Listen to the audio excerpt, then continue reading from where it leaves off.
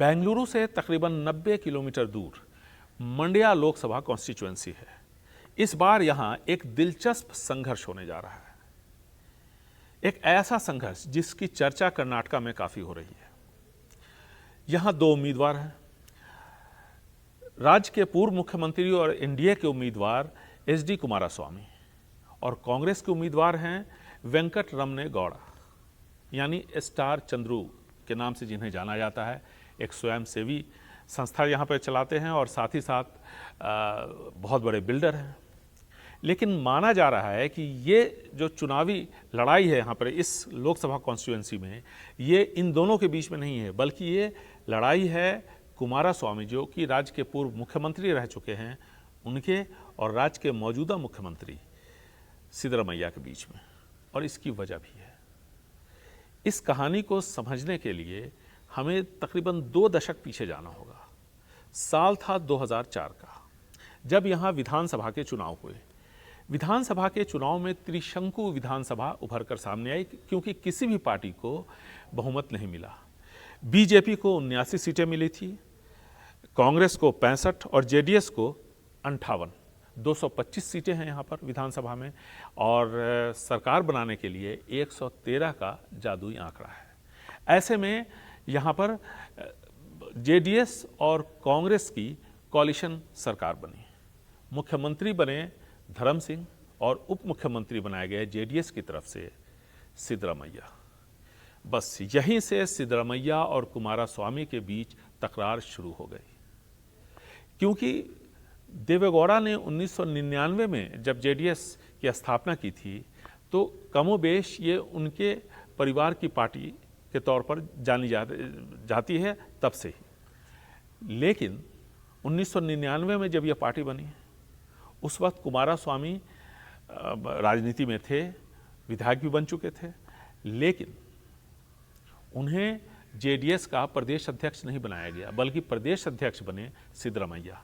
फिर 2004 में जब यह कॉलिशन गवर्नमेंट बनी जेडीएस और कांग्रेस की, तो फिर एक बार बाजी मार गए सिद्धरामैया। कहीं ना कहीं ये बात अखड़ने लगी कुमारस्वामी को भी, जो कि काफ़ी महत्वाकांक्षी हैं, और देवेगौड़ा को भी। अब ये दोनों चाहते थे कि कोई एक ऐसा मौका हाथ आए जिससे सिद्धरामैया को निपटाया जाए, क्योंकि सिद्धरामैया की पकड़ जेडीएस पर काफ़ी थी। और ये एक मौका सिद्धरामैया ने खुद ही दिया।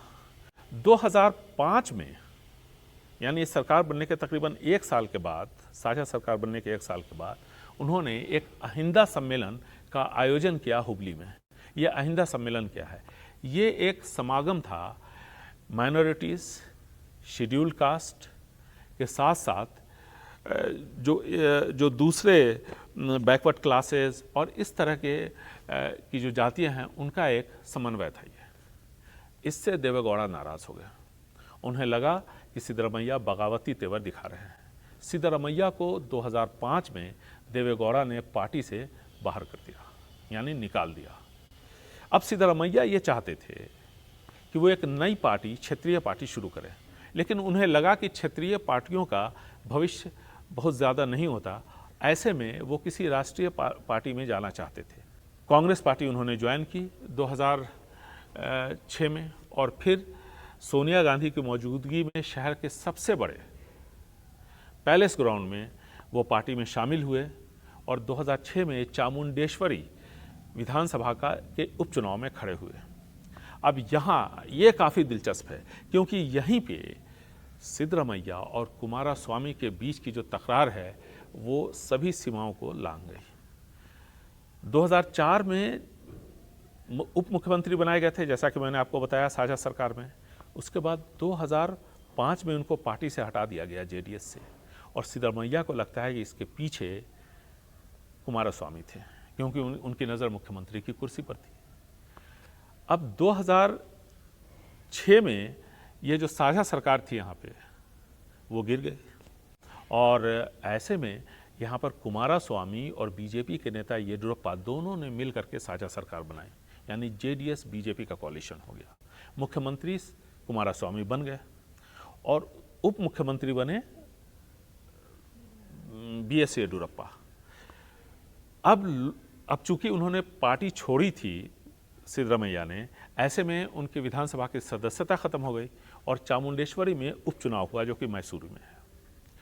उस उपचुनाव में सिद्धरमैया को हराने में कोई कसर नहीं छोड़ी तत्कालीन मुख्यमंत्री कुमारस्वामी, उनके पिता एच.डी. देवेगौड़ा और उप मुख्यमंत्री बी.एस. येडियुरप्पा ने।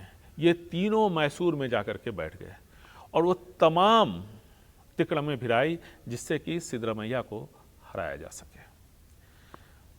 मामला इतना क्लोज हो गया कि आखिर तक किसी को यह पता नहीं था कि जीतेगा कौन, और उसकी वजह थी क्योंकि जब नतीजे आए तो सिद्धरमैया काफ़ी कम मार्जिन से जीते। 257 वोटों से सिद्धरमैया जीते, महज 257 वोटों से। अब आप समझ सकते हैं कि कितना कड़ा संघर्ष हुआ होगा, और इसकी सीधी वजह जो थी वो थी कुमारस्वामी, बी.एस. येडियुरप्पा जो कि उप मुख्यमंत्री थे, कुमारस्वामी मुख्यमंत्री और एच.डी. देवेगौड़ा, तीनों का मैसूर में कैंप करना।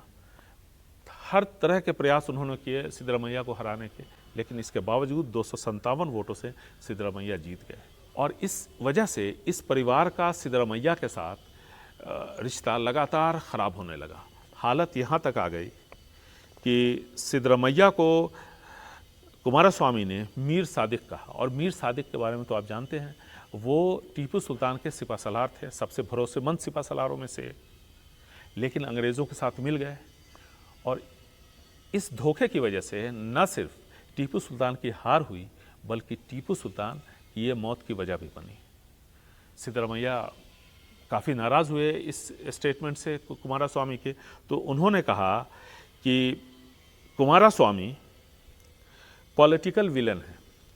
तो इस तरह के दोनों के बीच में विवाद खड़ा होता रहता है, एक दूसरे के खिलाफ बयानबाजी होती रहती है। यहाँ के जो दूसरे राजनेता हैं उनमें आपस में, चाहे वो किसी भी पार्टी के हों, अलग अलग पार्टियों के हों, लेकिन उनके आपस में काफ़ी अंडरस्टैंडिंग है, लेकिन सिर्फ इन दो के बीच में अंडरस्टैंडिंग नहीं है।